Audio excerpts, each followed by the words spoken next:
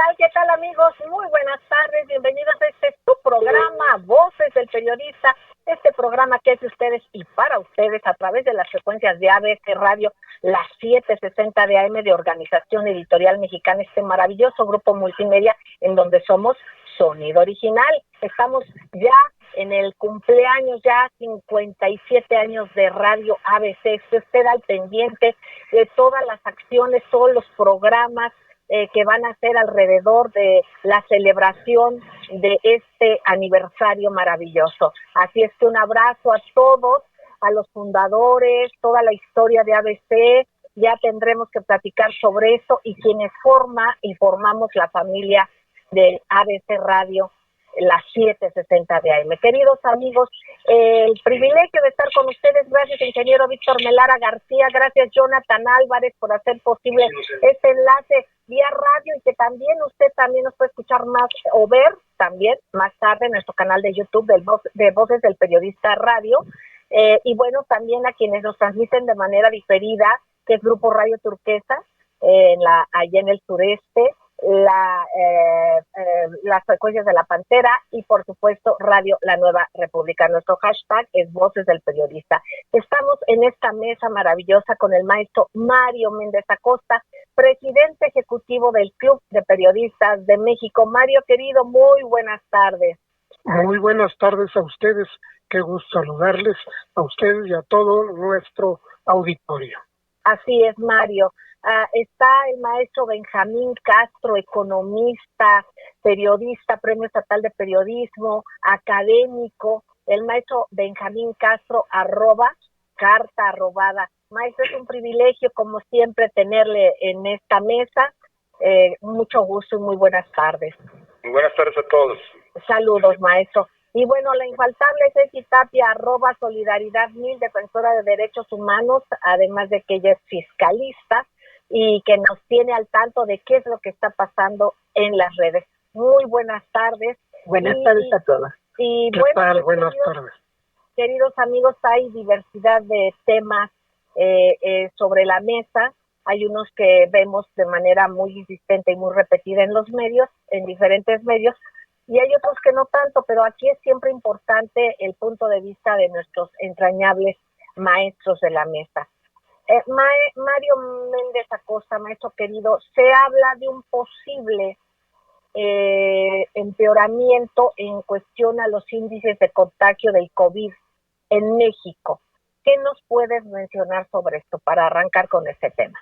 Adelante. Bueno, sí, algunas publicaciones extranjeras han estado señalando que se rebasó el número de mil fallecidos por día por segunda vez en nuestro país. La primera vez fue hace un par de semanas y se refirió a que se incorporaron a esta cuenta ciertas bajas que se habían presentado y que no habían sido incorporadas a la estadística, que no ocurrieron obviamente ese mismo día.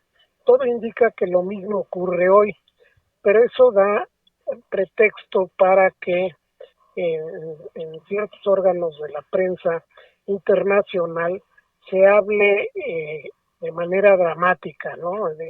Se dice lloro por México, dice alguno de los columnistas, sin darse cuenta que la tendencia en los últimos tomada en conjunto en las últimas semanas apunta más a una estabilización en ese número, en esa cifra especialmente, y que el repunte que tuvo precisamente el día de antier pues se debe sobre todo a un ajuste en la enumeración.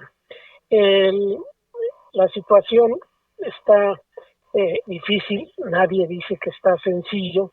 Los números que se acumulan pues son los números que se van juntando con el paso del tiempo y necesariamente tienen que crecer. El número que nos debe interesar es precisamente el comportamiento cotidiano de la epidemia, ya sea casos nuevos detectados o personas fallecidas.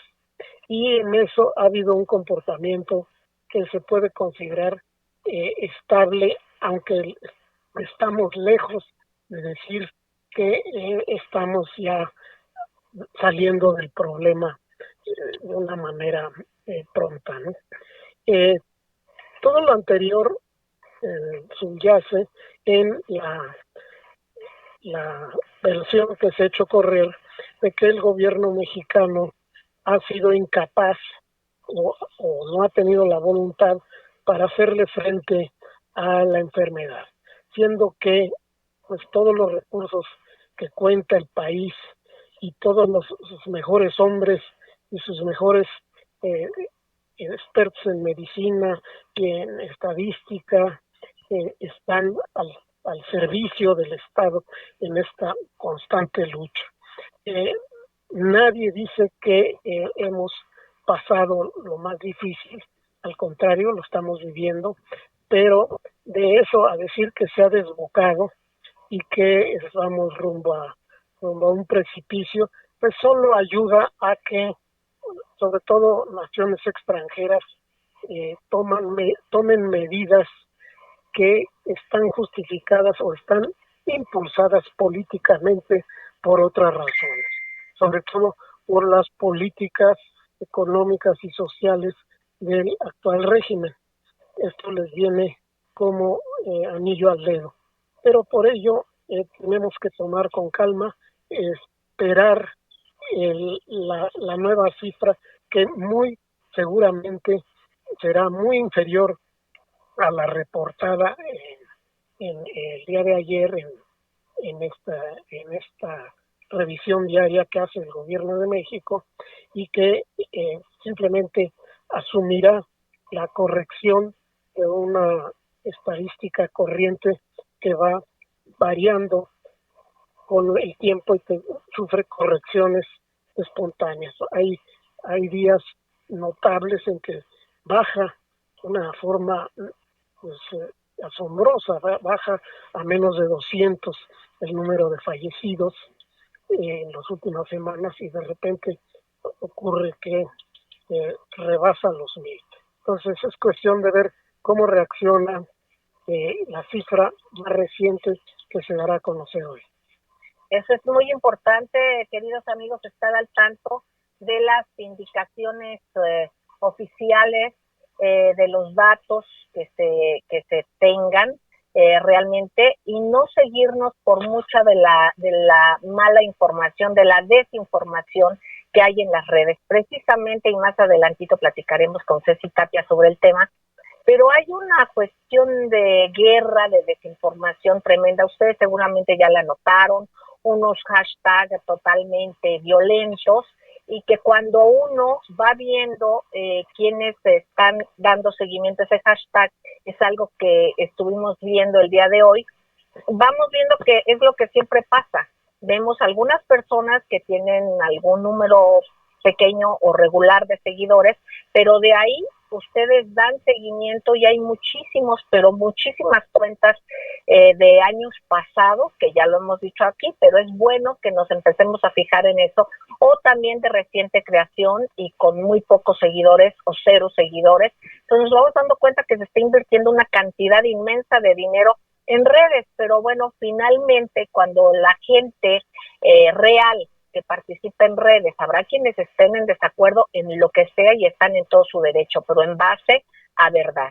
Aquí lo que estamos hablando es, por ejemplo, de la desinformación deliberada que se está dando como una campaña en contra del actual gobierno, precisamente defendiendo los intereses pues en los cuales los mexicanos y por los cuales votamos por un cambio. Bueno, Mario, querido, yo te quisiera, aparte de este tema, preguntar por otras cosas más, pero yo quisiera preguntarle al maestro don Benjamín, a Ceci querida, si quieren abonar un poco con el comentario sobre este tema que expone el maestro Mario Méndez Acosta del COVID.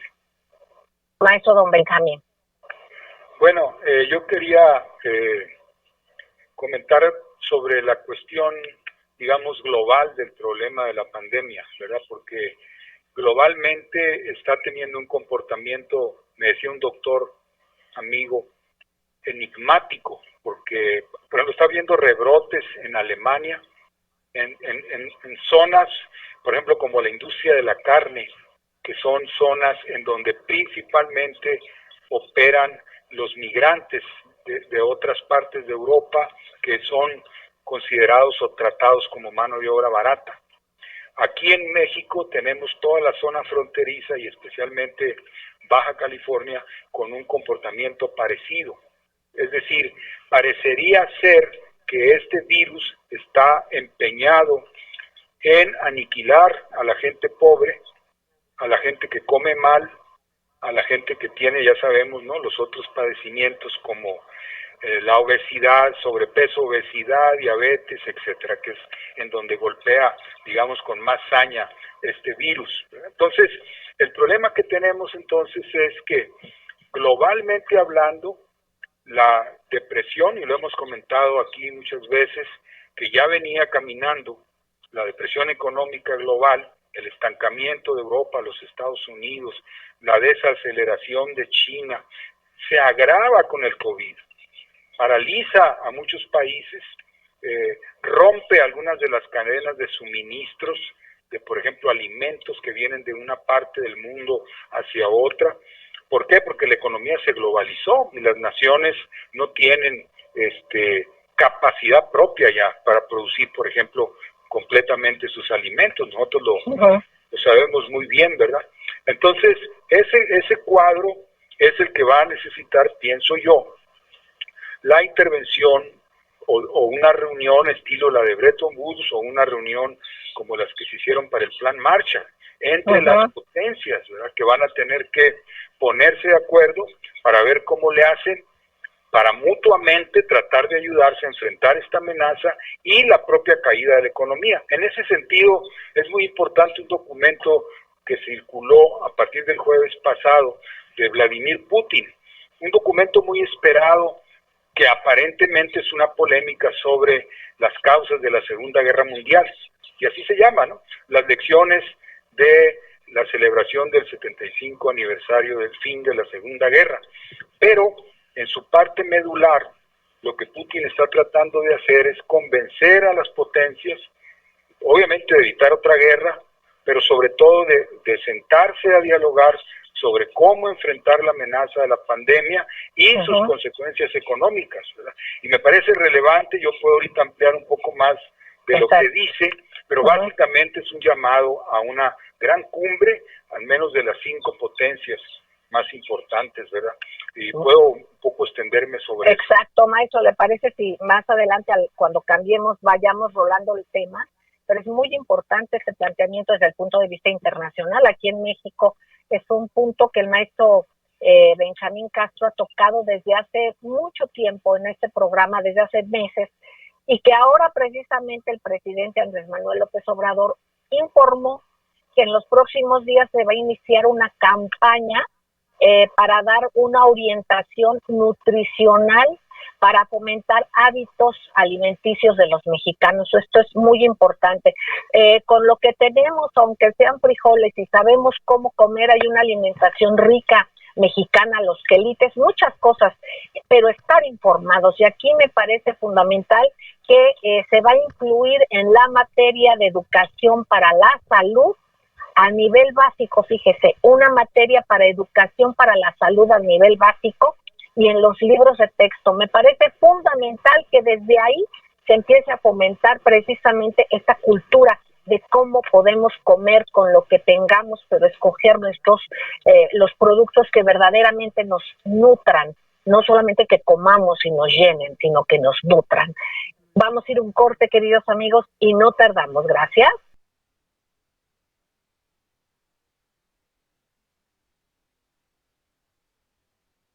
Gracias, queridos amigos, gracias por seguir con nosotros. Seguimos en esta mesa con el maestro Mario Méndez Acosta, el maestro Benjamín Castro, a quien hemos estado escuchando, y también el punto de vista sobre esto del COVID y este tema que puso sobre la mesa el maestro Benjamín Castro en la reflexión de la parte internacional, pero también en la cuestión alimentaria, que es un tema que el maestro Benjamín Castro desde hace mucho tiempo ha dado seguimiento en este y en otros medios en los que él participa, de radio, de televisión, en prensa escrita, él ha insistido mucho en este tema de lo que es la alimentación y que es un tema bien importante del que hizo un pronunciamiento fundamental el presidente, pero no solamente el pronunciamiento, sino el que ya se va a aplicar y como una política de educación básica, el tema de una buena alimentación, que es fundamental. Ceci Tapia, Ceci querida, sobre el tema, ¿qué nos compartes? ¿Qué nos comentas? Pues bueno, nosotros en México tenemos un problema y leemos las redes y todo el mundo piensa es que el mal manejo del COVID y un montón de cosas en lo que no hemos escuchado a los especialistas que día a día dan conferencias, se explican y no solamente, no cualquier especialista, los especialistas oficiales a los que debemos de seguir para saber día a día lo que está pasando. Y no hemos escuchado que la mayoría de las personas que están muriendo de COVID, además de obviamente de este virus que es muy grave y es letal, es las personas con obesidad, las personas que tienen problemas de presión alta y que todo esto viene derivado de la alimentación. Y este tema que nadie ha tocado es este tema de política alimentaria que en México sí, es tan terrible saber que un pan azucarado o un jugo azucarado que venden de ciertas marcas, para no irnos a eso, sea más económico que tomar un jugo de naranja en un puesto de una esquina, de donde los expenden, o que puedas comer un burrito de estos que venden igual empaquetados, ya que traen otras sustancias para que se conserven, estos conservadores, colorantes artificiales, etcétera, etcétera, que puedas comer una ensalada, la carne, o sea, pero esto la gente ha olvidado que no es de este año ni del año pasado, estamos hablando de decenas de años, de sexenios tras sexenios que han permitido que estas empresas se hayan hecho dueñas de la alimentación en México, querida Celeste. Exactamente, esto es muy importante, sumamente importante, porque nos damos cuenta que nos decían en otros países, básicamente las personas mayores era pues el registro más alto en fallecimientos. Nos vamos dando cuenta que en México jóvenes, incluso niños obesos generalmente, o personas desnutridas, esto es lo que más está golpeando precisamente en esta parte del COVID, desgraciadamente, y esta es una cultura que la fueron inoculando desde hace tiempo. Yo le pediría al maestro Benjamín Castro, como alguien que ha dado seguimiento a esto de manera histórica, cómo nos fuimos acostumbrando o creer que tomar un vaso de refresco, del que sea, en lugar de agua, era algo natural, era algo que no afectaba, que era parte de la comida. Es parte de comer, pero no de alimentarnos, al contrario, es una manera de irnos, nosotros mismos nos fuimos enfermando. Maestro querido, su comentario. Sí, va junto con pegado, como decimos acá en Nuevo León, ¿verdad? Con la política económica. Es decir, si se acabó con la familia tradicional, en donde el padre que trabajaba o la madre que trabajaba podía sostener a la familia, en donde se podía cocinar porque había tiempo y donde la familia comía o cenaba junta, digamos, ¿verdad? Gracias a que los salarios lo permitían, todavía hasta los años 80, y se rompe eso, se destruye esa familia y la gente pasa a trabajar hasta 2 o 3 turnos, la madre se va también, el padre también, los jóvenes, y para entre todos completar, y andan en la calle, ya no hacen comida, ya no preparan comida en casa, comen cualquier cosa en la calle, y por supuesto con los bajos salarios lo que van a comprar, lo que van a consumir es lo más barato. Hay una cadena les llaman tiendas de conveniencia, que está especializada en precisamente alimentar con chatarra. Cosas de inconveniencia. Sí. Cosas, la mayoría de inconveniencia. Ajá. Sí, de inconveniencia, sí. Que es la gente que anda en la calle, porque por el trabajo, que no tiene tiempo de ir a comer, se para en una de estas tiendas y se mete uno de esos burritos, ¿verdad? Pero si no, una Maruchan o algunos refrescos, y come pan o come fritos. Hay una gran cantidad de marcas, de variedades de fritos. Aquí hay 2, en Monterrey hay 2 cadenas locales, independientemente de las transnacionales, y venden muchísimo. porque la gente con eso llena, pues. Entonces todo eso provocó esta epidemia de obesidad que empieza con sobrepeso en el abdomen, luego viene lo demás y luego las complicaciones cardíacas y la diabetes. Esa es la población en donde más impacto está teniendo el COVID-19. Exactamente.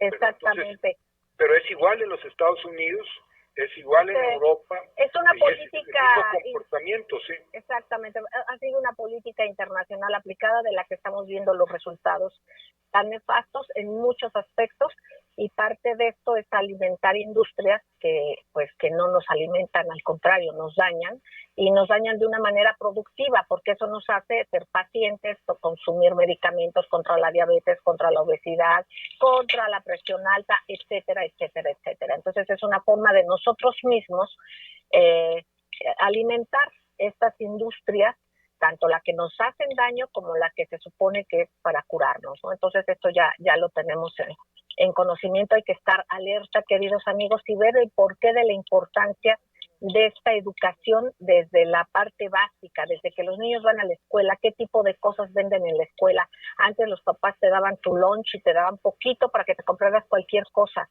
¿no? Ahora ya por el ritmo de vida nos damos cuenta, se ha depauperado el sistema de vida, la captación de capacidad económica de las familias, obviamente también en el tiempo, el no cocinar, toda la convivencia familiar, como lo decía el maestro, y finalmente pues todo eso va para engrosar los bolsillos de estas empresas, ¿verdad? Que nosotros mismos mordimos el anzuelo y hay gente que se ha hecho adicta a esto. Mario, querido, aparte de todo esto, yo quisiera preguntarte, amén de que quieras hacer algún otro comentario.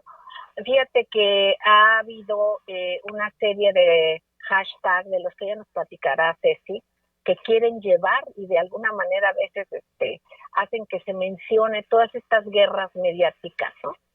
Parte de esto hay una gran, en estos del grupo Frena y BOA y todos estos, en contra del actual gobierno, reclamando lo de las declaraciones de un señor apodado El Marro. De alguna manera ya no sabemos qué pasa con los videos y todo. Más allá de esto, y los intereses que se siguen, es de llamar la atención. Que estas gentes, es curioso, en vez de ver qué está haciendo el gobierno, por ejemplo, de Guanajuato, un estado donde era de manera preponderante la cultura, ¿no? El Festival Cervantino y tantas otras manifestaciones importantes de ese bellísimo estado de Guanajuato, que se caracterizaba por tener una forma de vida tranquila. De unos años para acá, bueno, vemos todo el vuelco que ha pasado, no se necesita más que informarse, y ahora esos dobles discursos de estar cuestionando al gobierno federal, como si entonces para qué están los gobernadores, y que por cierto, estos gobernadores que forman parte de este bloque también contra y en resistencia del actual gobierno, pues nos damos cuenta que ella está mirando la paja en el ojo ajeno, pero no ven la viga en el propio, como es precisamente la parte de los rebrotes del COVID, la mala atención. O sea, se quejan y piden todo a la instancia federal, pero ellos no hacen nada, al contrario. Y entonces vemos estos dobles discursos y esa cuestión que es tan evidente. ¿Qué opinas, Mario, querido? Bueno, yo opino que ciertamente es un problema gravísimo que afecta a todos, no importa qué partido pertenezcan o qué trayectoria política tengan. Es algo que se dejó crecer y que en este momento se necesitarían acciones muy enérgicas, muy directas para poder contrarrestarlo. El problema es que los mecanismos para llevar a cabo esta acción están fuertemente afectados, larvados y amenazados por la propia delincuencia que ha surgido en su entorno. Y vemos eso, pues el enorme número de policías que han sido ejecutados, precisamente en el estado de Guanajuato y en las regiones colindantes, ¿no? El número también de funcionarios de nivel municipal que han sido asesinados, tanto ahí como en Michoacán. Es decir, claramente el poder del narco crece y trata de invadir las áreas del poder civil. Es necesario ahí sí que haya una coordinación mucho más cercana entre las autoridades estatales, municipales y el gobierno federal. Exactamente. No hay lugar ya a buenos deseos o a búsqueda de entendimiento con la delincuencia. Esto es ya impensable. Esto nos puede llevar a un desastre enorme. Entonces, no sumidos en la división, muchos de estos gobernadores no están en capacidad de actuar coordinadamente con el gobierno federal. Vamos a un corte. Ajá, ¿te parece, Mario? Vamos a un corte. Tampoco está cooperando. Adelante. Exactamente. Vamos a ir a un corte, queridos amigos, y nos damos cuenta cómo estos mismos gobernadores no exigen, porque han exigido al fiscal Gertz Manero una acción contra el presidente de la República. No es lo mismo que han hecho para pedir lo mismo para alguien que gobernó y que pues hay datos en que se dice que participó de manera muy directa con el crimen organizado. Vamos a ir a un corte y no tardamos. Gracias.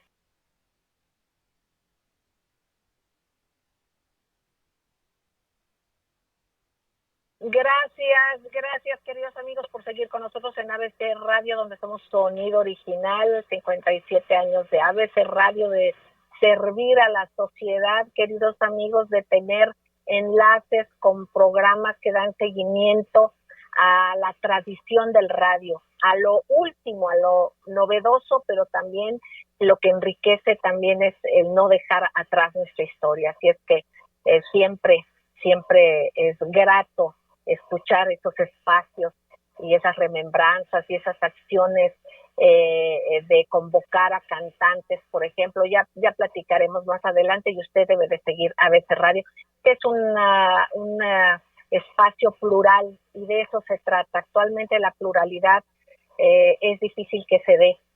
Créanme que una estación que reserva la pluralidad, que no permite ser cooptada, y que tiene espacios plurales, porque de eso se trata, créame que no es tan fácil, y ABC Radio lo es, ABC Radio lo hace. Así es que siempre un abrazo.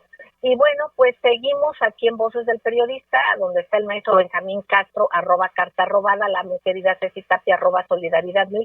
Seguimos escuchando al maestro Mario Méndez Acosta, presidente ejecutivo del Club de Periodistas de México, sobre este tema, Mario, en el que no debe de haber espacio, como bien tú lo dices, para estar en confrontación por cuestiones políticas, cuando por arriba está precisamente la seguridad y la calidad de vida de los gobernados. Adelante, Mario. Sí, y vimos recientemente que una medida del gobierno que incluyó a familiares del Marro, pues resulta que sí tocó un nervio, ¿no? Que el Marro reaccionó de una manera muy enfática, amenazando con tomar medidas. Bueno, como si no estuvieran ya tomando las medidas peores que pueden tomar, ¿no? No creo que se puedan escalar más de lo que han venido haciendo. Y la respuesta del presidente fue muy positiva al decir que no se va a dejar intimidar. Qué bueno que que esta realización se haya por la fin materializado, ¿no?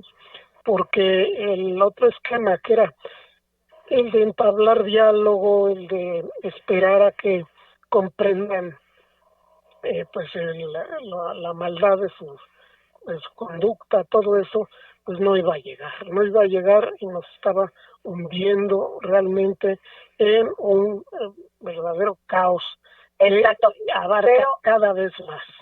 Pero además, queridos amigos, yo quisiera subrayar algo que es delicado, ¿no? Pero que hay que tener en cuenta. Recordemos que en gobiernos anteriores no solamente no combatieron al narcotráfico o a los cárteles, ¿no? Sino que se asociaban con ellos, eran parte de ellos.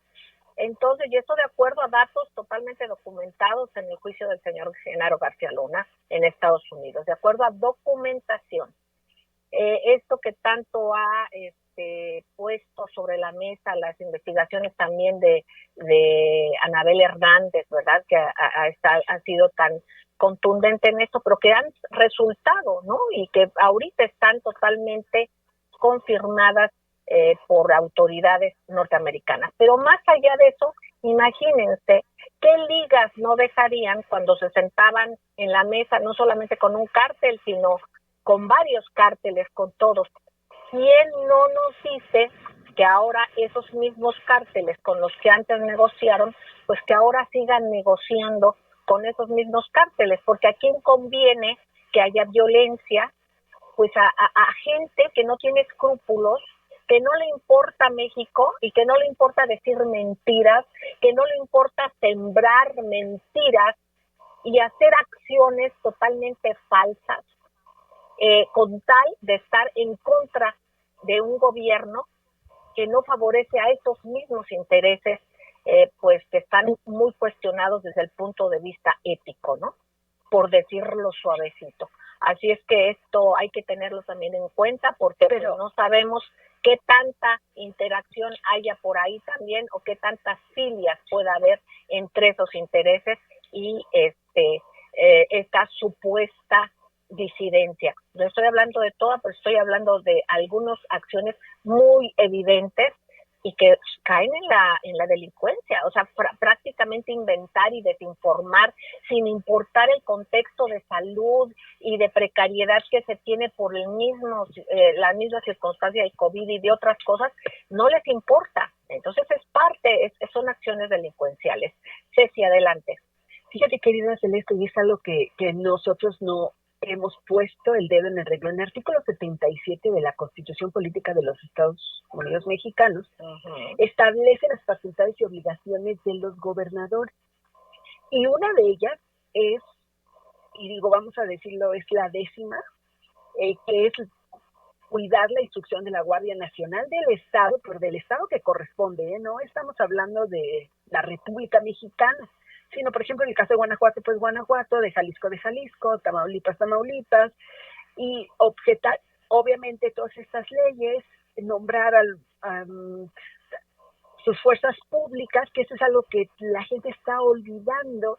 Entonces es obligación, obviamente, también celebrar convenios con la federación. Oye, no puedo, mándame a las guardias nacionales, mándame al ejército, mándame a la marina, etcétera, etcétera. Entonces esto sí depende de lo que está, sí depende de los gobernadores que no están haciendo algo. Y esto pareciera muy a propósito porque el GOAN, estos gobernadores de oposición de Acción Nacional, que estamos hablando de Guanajuato, curiosamente, donde el Marro está haciendo las quemas e intentando chantajear no solamente al gobernador, sino al presidente de la República, y que la gente no reacciona, que el gobernador de alguna manera ha llevado al estado de Guanajuato a las manos de la delincuencia. Y no quiere decir que sus antecesores no tenían ese problema, pero no era tan grave.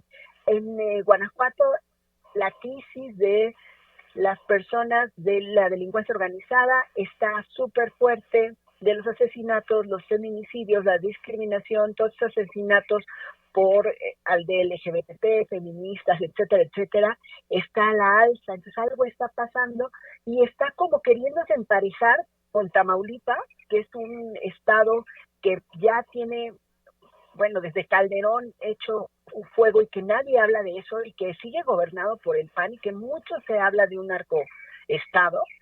Y bueno, no nos vamos a ir muy lejos, Jalisco, etcétera, etcétera, que se están saliendo ahora sí que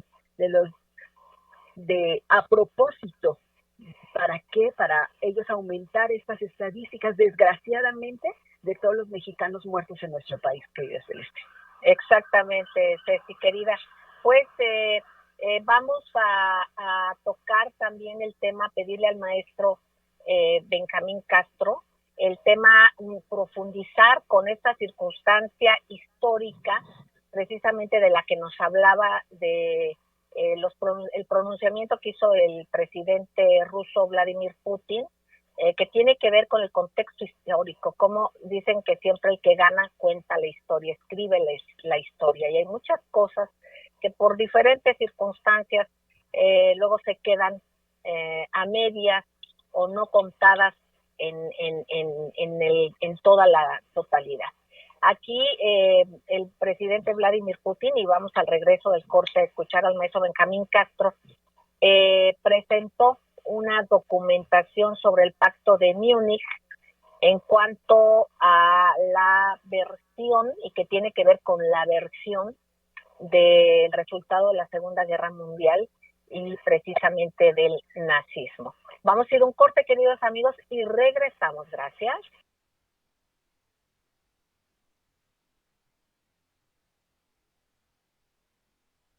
Gracias, queridos amigos, gracias en esta estación que el 1 de julio ya llegará a su 57 aniversario, pues es que seguimos en con estos temas de la pluralidad, la libertad de expresión, con el maestro Mario Méndez Acosta, Ceci Tapia Solidaridad 1000 y el maestro Benjamín Castro. Además de la cuestión del tema internacional, en el corte nos hizo unas observaciones fundamentales, importantísimas sobre este tema del marro. Maestro querido, lo escuchamos, adelante. Sí, nada más brevemente para llamar la atención sobre el hecho de que lo que ocurrió en Guanajuato fue una operación diferente.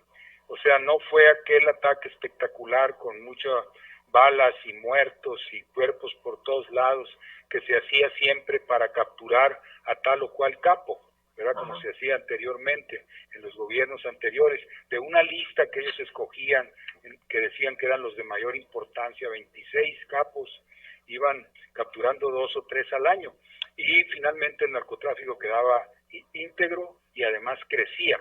En esta ocasión fue una operación también financiera. Eso es importantísima, para acercar financieramente al marro, lo cual se ve muy claramente en el video porque se ve desesperado. Ya no sabe si va a resistir, porque de alguna manera le bloquearon sus recursos financieros. La señora, su madre, pues era también encargada de la administración, y creo que eso lo ha mantenido siempre como propuesta Alfonso Durazo, que hay que reconocer eso, que él siempre dijo: al narcotráfico hay que atacarlo en sus finanzas, porque si no, no le hacemos nada.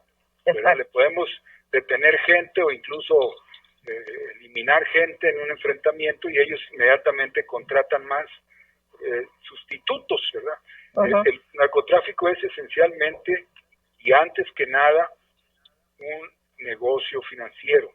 Exacto. Lo que nosotros vemos, la parte de la película que nos dejan ver a nosotros, todos estos campos enriquecidos y todo, pues es la parte de encima, porque abajo el recurso del narcotráfico es el que alimenta el sistema financiero y lo mantiene a flote, que esto ya se ha demostrado muchas veces, ¿verdad? Entonces, atacar por ahí es lo que muy creo importante. que está iniciando, sí. Exacto, eso es fundamental. Gracias, maestro. Un breve comentario sobre esta parte de la historia, de cómo se cuenta, quiénes escriben la historia. Adelante, maestro, sobre las declaraciones de Vladimir Putin, el documento, sí, del jueves pasado, que empezó a circular, que yo recomiendo ampliamente, y que se llama así: Las lecciones del 75 aniversario del fin de la Segunda Guerra.